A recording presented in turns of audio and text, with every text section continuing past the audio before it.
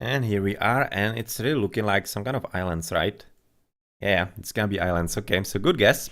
Gauchos are gonna be picking as a home map islands, so we're gonna be seeing the first water map of today, because in the previous match we were seeing both land maps in there. And here, well, what's then going to happen? The civilizations are gonna be for ByTs, Huns, Vikings, and Japanese. For the opponents, it's gonna be the same, so not really any kind of double civs and triple civs that we see sometimes in RTS League. But yeah, well, let's for example check. What's this version? This is looking like a Sci Nations Cup, right? Actually, no. Huh. It's a bit of a surprise looking how it's actually spawned. Plenty of fishies everywhere and whatnot. But potentially there could be a bit of an issue if maybe Red Repiola went for Doc about this position. That would be pretty bad. You can see absolutely nothing on either side. Just basically one shorefish or other deep fish. Not even the shorefish, just one, exactly. Yeah, well, didn't want to say that, but it's actually really there. But the snappers in here, they would be at least helping a bit, but nothing all that major.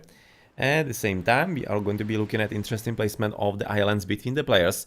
This one big one in the middle. This is probably one that we could be seeing quite interesting fights about. The triple gold mines and plenty of gold, or well, wood is like a gold in the late game on island, so it's not that different actually. So plenty of gold all around the island in here, even some extra stone, which is potentially also extra gold on a map like this if it goes into very late game. But there are some extra islands on the left side which are between the Nayax and Monaimon, so basically between the opponents. And it's gonna be some extra gold with wood and extra stone with even more wood on this second one. Just a bit of flaring so that basically players are signaling where they are having the shorelines, and so they know who is the pocket and whatnot, so that they are not making docks the bad placements and whatnot. And who is actually the pocket then? Nikov is flank with the Vikings. That's definitely great for Gauchos. Then red is Japanese. Oh, they're having Japanese pocket. Great. They're actually having very good spawn, Gauchos, right about now. For the opponents, it's unfortunately not going to be the same. Monaimon is not in the pocket. He's gonna be playing the Japanese on the left flank. In the pocket, it's gonna be the Viking. Yeah, it's slightly unfortunate for them, as on the right side, it's gonna be Poxo as the Han. You could have also noticed that actually ByTs are having a replacement. It's gonna be Lan making an appearance. That is another 2K player quite easily. So that's an upgrade right there. And it might be quite an interesting battle in here. Oh, hey, Lizanan. Hope you're gonna be enjoying the second game of our match between Gaucho and Birasitapas. And yeah, if for those of you who are potentially wondering, yeah, Kalashnikov is the player that has joined. What was the clan? AM? No, the other one. Or I'm just confusing right about now. Yeah, I think it's actually AM. The team with MBL and Liera and whatnot. I haven't really remembered the name right now. So maybe in the chat it can be reminding me what the correct naming is for these guys. But he's gonna be finishing the season, of course, with Gauchos, as he started with them, played more or less half a season and plenty of games. Basically, I'm thinking actually all the games. All the rounds he actually played, so all the clans standing against them were able to actually play with him, which is of course an integral part of what playing in RTS League is, that you can be getting to play against top experts that you otherwise might not be having a chance at all. Just trying to push the deer, absolutely not listening. Yeah, that's not what he was hoping for. Definitely not. Finally, he's at least getting this one, but she is not listening. Oh, other he. That's definitely a he, with all those antlers in there. But this is a painful thing to watch. Absolute and complete fail in the rear push. Right now by Poxo. I can't say that it was actually all that much his fault. They definitely weren't listening. But yeah, well, sometimes that happens. Sometimes that happens, and it might be actually resulting into slightly less efficient game in the early one. But in the meantime, we are going to be looking at players getting loom, and of course, for example, looking where the docks are gonna be placed. So Lan, as the Viking in the pocket, is apparently gonna be coming forward into the middle. Yes, so that's maybe telling us that he is maybe recognizing that actually placing a dock once the map is actually spawned this way and his island is not such a clever idea, which I kinda do agree with, and he's going for a bit more safety with the economy in there, or maybe he's just gonna be coming for Galley Russian in the early age. in the early feudal age, which could be true. He's advancing fast enough, so maybe it could be that way as well. You're gonna be seen pretty soon, I kinda guess in. So Nikov and Ajax are advancing quite fast. These are the flanks, with of course the Japanese player Repiola still coming for villages, which is of course gonna be what we would be expecting at this point in the game, and with the kind of spawn that Gauchos are getting, and the dogs are gonna be on the left flank, quite forwardish, on the corner of the island. Of course, on the right side it should be the same. Yeah, it is, but he is coming into the other corner, into the middle of the map, so potentially there's gonna be a bit of fighting between him and Poxo, who is also coming quite forwardish, not really afraid of anything at all. He's the Han, so of course it kinda makes sense. On the left flank though, it seems that Moneymon is actually a bit more careful, placing the dog a bit more to the far side, which might be a bit more interesting, but kinda makes sense because he's the Japanese, so he wants to make use of this economy bonus that he's having from the water, which might not really be coming into play all that much because he's really gonna be under attack very soon. You can see he's still not advancing, so it's almost looking like that he is intent on the fast castle as well. So Moneymon, fast castle, Lan is gonna be Galley Rush at this point, and Poxo, yeah, also Galley Rush. So it's looking like that no matter that actually the Japanese is not gonna be in the pocket position, he's still gonna be fast castling. That's explaining, of course, the position of the dog as well, of the second one also, and he's gonna be hoping that Lan is actually gonna be able to protect him on the left side. It might be kinda tricky. It will all depend. It will all depend on Poxo, if he can handle Nikov one-on-one. But yeah, well, that's quite a tall order, especially since Nikov is having Vikings and Poxo is having Huns. Oh yeah, kinda the cards are just coming for Gauchos on this top flank. But yeah, well, when they wouldn't be with a player of Nikov's caliber in there. So let's see if Poxo can at least slow him down. I'm thinking he's definitely having the skill for that, so the possibility is there. But the economy for red player in the pocket is growing quite strong, and that's gonna be very good fast castle by him. And also for Moneymon. They have advanced at a bit different page and pace, as Repiola went for one more extra villager, or rather one less villager. It was the opposite way. Moneymon was at 23 before he went to advance. But yeah, already of course Najax is gonna be trying to deny the economy exactly as expected, which should have been prevented by Lan, but apparently it isn't, as he seems to be a bit more interested to be coming on the right side against Nikov, and it's gonna be double, which is making plenty of sense. Because dealing with the Viking in Nikov's hands, that is gonna be taking all the effort. And you can see right about now, 3 + 2 against 5. So even at this point, Nikov is probably gonna be quite fine to deal with 2 opponents at once. And yeah, well, that's a pretty strong start by him. And apparently he's gonna be even repairing. You can see the villager here. yeah, that's gonna be definitely working. So shut off so that we are not spoiled by the other observers and the spectators in here, as otherwise of course there is not any kind of extra fighting going on the left side. It's just a slaughter of fishing boats in that, and not much more than that, because of course Moneymon not ready for this, just coming for the castle age, and he doesn't have any kind of defense. So hopefully for him though, he's gonna be having enough food from the early fishing economy so that he can advance in, yeah, exactly the time that Repiola will be as well. So in the meantime, Lan doing a pretty good job with Poxo pushing Nikov off the position, as he right now cannot get enough boats in there apparently, even with the help from Repiola. So they're hoping that they can at least delay a bit, waiting for the castle age of course, and that's a pretty good spot to actually look on the left side, if maybe Yellow is defending himself capably or not. Apparently he's having at least a few boats in there, but he was already a bit slower, so the advantage is for going for Najax, and it's still going to be continuing in that direction. Not really all that much of a question about that. So, well, there is still some kind of chance, because of course Moneymon's economy is gonna be slightly stronger, and since Najax is not the Viking, yeah, well, there could be some kind of chance for Yellow. It really could be. Well, in the meantime, on the right, as the battlefield on the left is more or less undecided at this point. Hi Jubin, hope you're gonna be enjoying the game as well. And yeah, well, it's looking like that actually Blue has gotten somehow. He's actually been able to outmaneuver Poxo with Lan. They were just basically chasing after him with quite a number of boats, but unfortunately, well, they let the remaining boats by Nikov actually get into their own waters and basically disrupt the economy, and of course the routes that are replacing the losses in here. Yeah, well, Nicely played by Nikov. That was quite a nice sneak by him.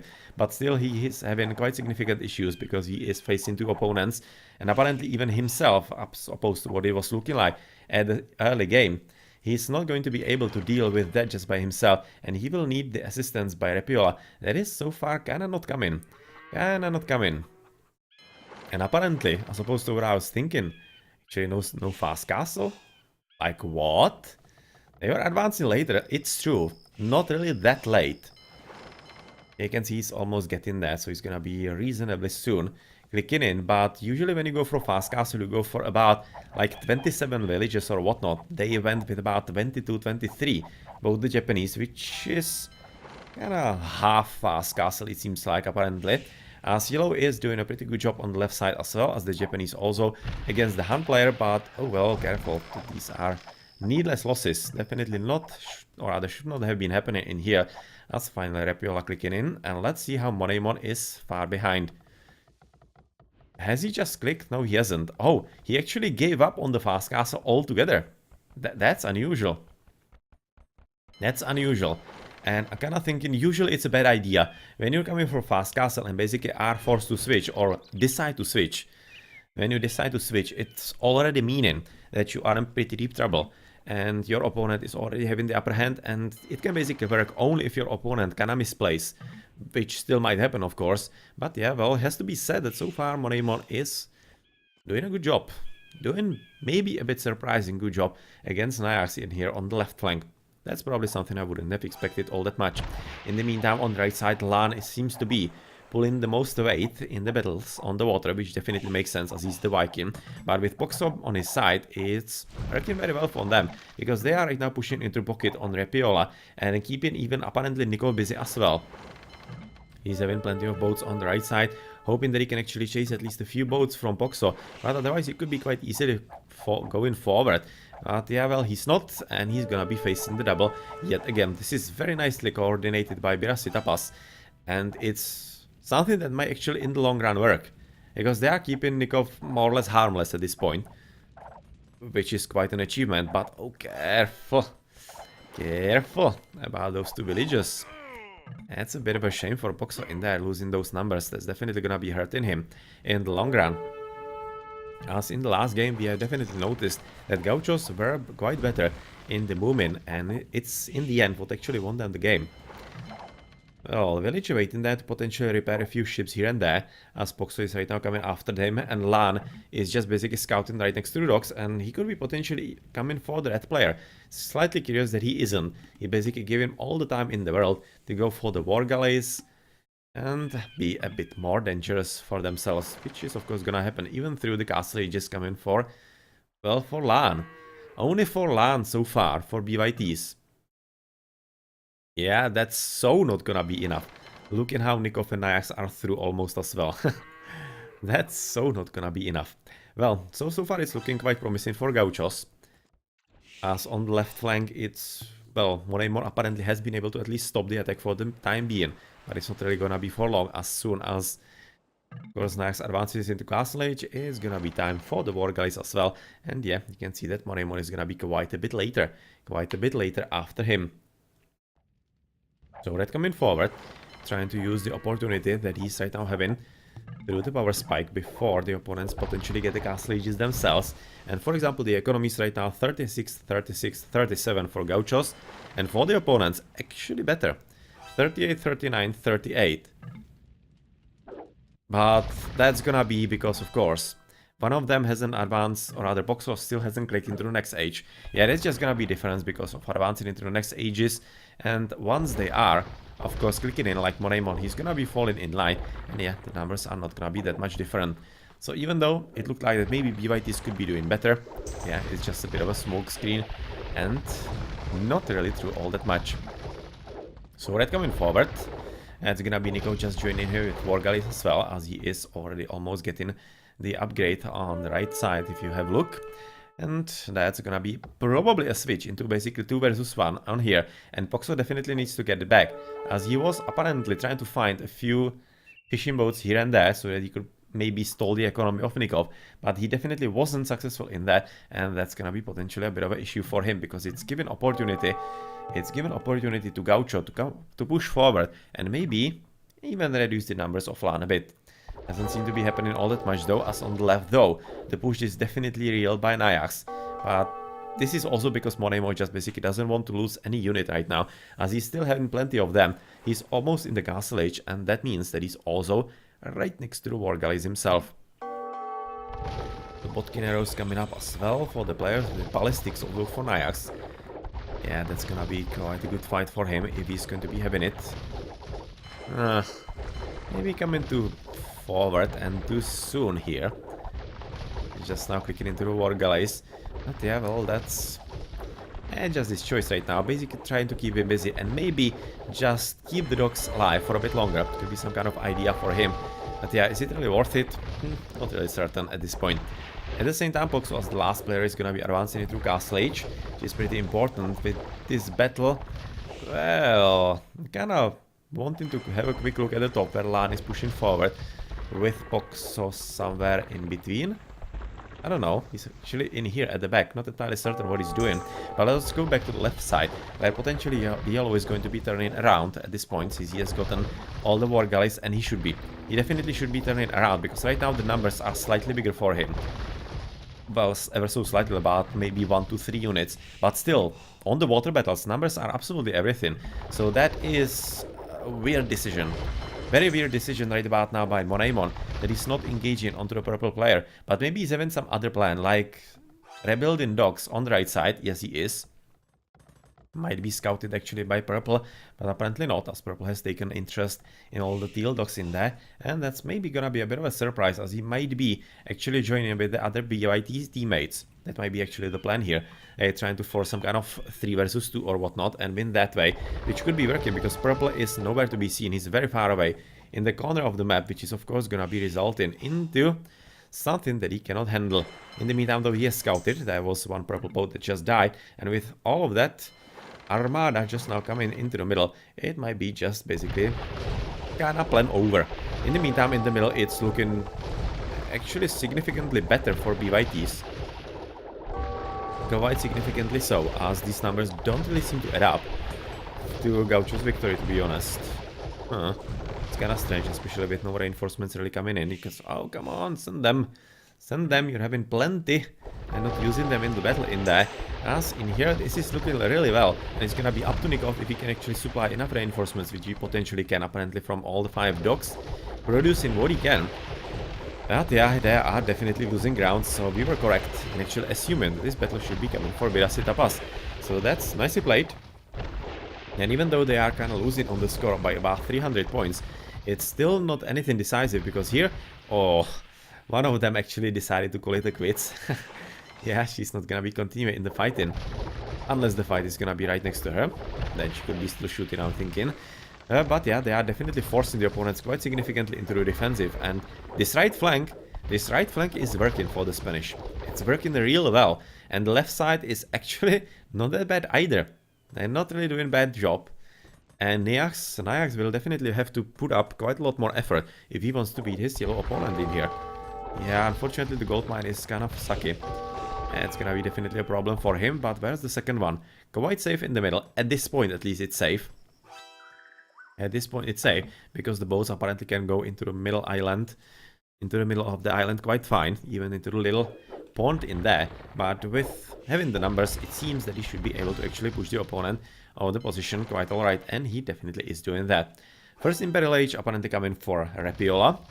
So that's gonna be on the pocket player in here to use the galleons to potentially force the opponents back. But is he gonna be fast enough and good enough? Well, let's see about that. Economy so far, 58, 52 and 64 for Gaucho. For the opponents from ByT's 48, 44 and 62. So the economies are better for Gauchos.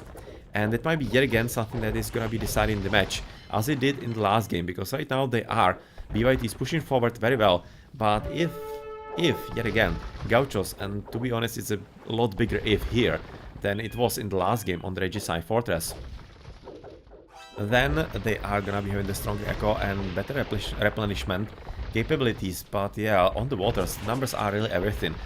And even the better economies might not be able to save you if you kinda misplay a critical moment and basically let your opponent take some important battles and some important victories, which is, to be honest, looking like something that is actually happening right about now.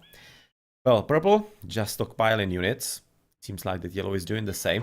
Maybe waiting for some kind of upgrade into Imperial Age as well. As in the pocket position, it's still kinda inevitable push by Lan and Poxo, as they're hoping that they can actually delete enough boats before they get turned into galleons. But looking how Repiola is quite well aware of that, it's probably not gonna be happening, and they just might actually fall into the trap in... But well, with those numbers, it's probably not gonna be much of a trap, unless actually Nikov is somewhere close by, which he isn't, unfortunately. Fortunately for him, of course, and this is so well played so far by ByTs. They probably expected that actually Gauchos might be playing on the islands, and they are definitely taking them quite apart here, playing very well across the board. They have been able to more or less overpower Nikov on the right side, because Repiola, to be honest, wasn't really at the correct places at the correct time. And it seems like maybe Monet won't switch from the fast castle into the prolonged battle in the Feudal Age was the correct decision, and actually in the end worked for his clan overall, because this battle, even through the galleons... Oh, maybe I'm gonna be eating my words here. Huh. I was kinda thinking that actually this should be fairly easy-ish fight, even against galleons. But it turned into anything but. It's actually easy fight for Repiola in the end. You can see, especially through the extra reinforcements coming from the docks right next to the battlefield. This is exactly the deciding moment in that, and this is why it's so important to be having actually good choice of battlefield. And do not underestimate fighting right next to your or your opponent's actually military production buildings, because it's making this kind of difference. In the battle, that seemed like that it should become easy for Lan and Voxo.